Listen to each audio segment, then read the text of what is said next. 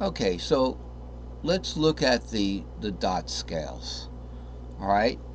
Now, the most recent way that I've seen how to do this is with the method of just choosing the dot. Okay, so dot note. Oh, it's time to wake up. Okay, I think I'll tell you that was yesterday when I went back to sleep. That wasn't supposed to be every day, but I guess if I'm, so it's that's a little, that's a little chime that says we got to finish this up because I have a noon meeting I have to get to. Choose a dot, let's say the G dot. Okay, so here's your E, here's your G. All right, that G dot. From that G dot, you can start for any Phrygian, any modal scale. That's the new method that I've been working on. See how it gets easier, not harder, but it gets harder before it gets easier. So a new method would be okay. Start a Ionian, start a Dorian, start a Phrygian, start a Lydian, start a Mixolydian, start an Aeolian, and start a Locrian. Okay, so from each dot you can start any of the 7 qualities. And of course you could do it backwards, which I'm not going to do. Okay, but you can you can work down from there. Okay, so we would have to start on maybe the top dot for that. But I don't have to because I look at my scales as the patterns. So if I have, let's say, Dorian, okay, I know as I'm going to the right, I'm going to go up in a pentatonic scale. So the next one would be the E pattern. Okay, so 2, 3, 4 is going to share that 2 with the E pattern, 7 root 2. So I can, I can just do that pattern down there. Okay, so that kind of worked, but you can do it backwards if you want to. You would definitely want to start from that top string.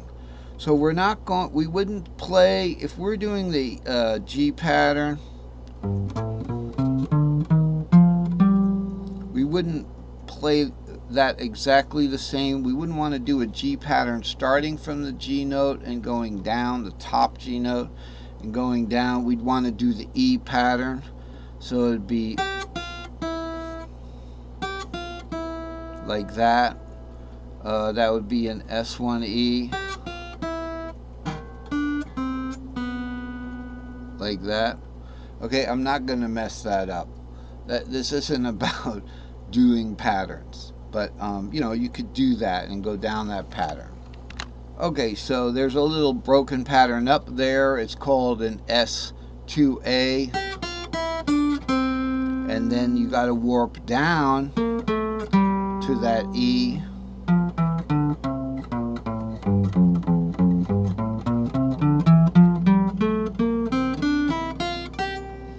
Okay, so that's how you would go down that pattern.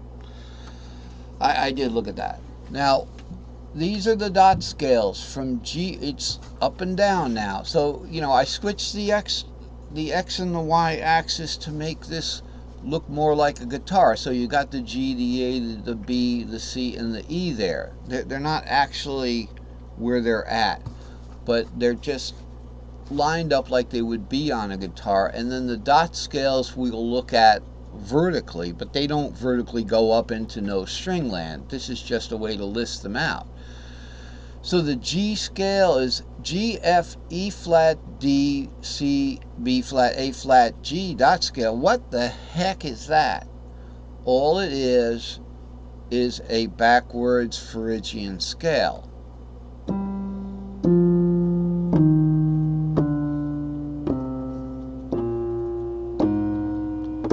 Now, why Phrygian? It just worked out that way initially, but as I just showed you, you can play any mode off of any dot. So, I mean, if you're going to have that G dot there and you decide to make that the Locrian,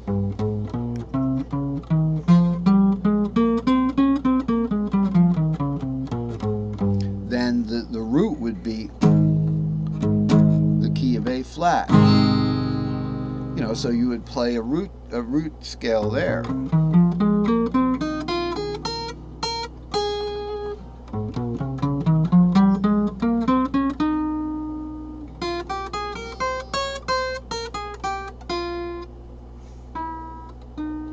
Well, I was a little unsure about that. That's a big old S5G coming down across the warp, going into nothing, going into a little funky, wrong string shape. So, you want to practice your string shapes, but we want to continue theoretically. So it's one thing to just practice the scales going up, going down, backwards, across the warp, warp up, warp down, all that stuff. You can spend a lifetime doing that, and that's fine, as long as you feel confident about what you're doing.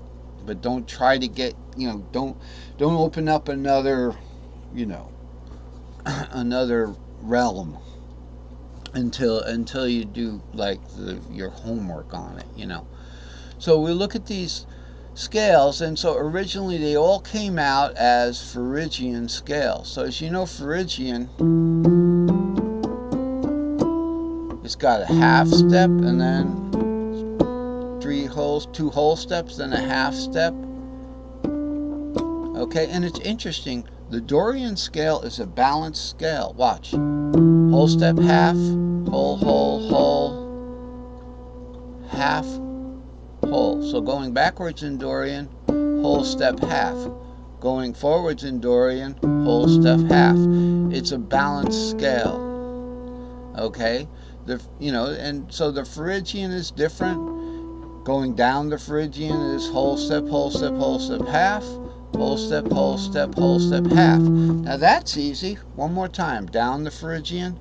Ready? Starting. Whole step, half. Whole step, half. So that's how we would do that. If we started on any dot, we wanted to say we want to make this the third in the G dot. Let's say we start on the B dot. We're going to make that the third. It's going to be the third of G, the key of G, right? It's whole step, half.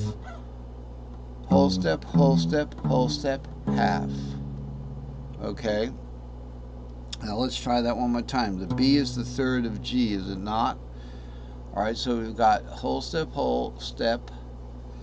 We've got whole step, half. And then whole step. Oh, we don't have enough notes, so we could start it maybe up here. So we're going to do the Phrygian backwards from a B. Ready? Whole step, half. Whole step, back to B like that. So we start with the B, and we want to just, we know we're on the third, so we want to get to the root. Whole step, to the root right there.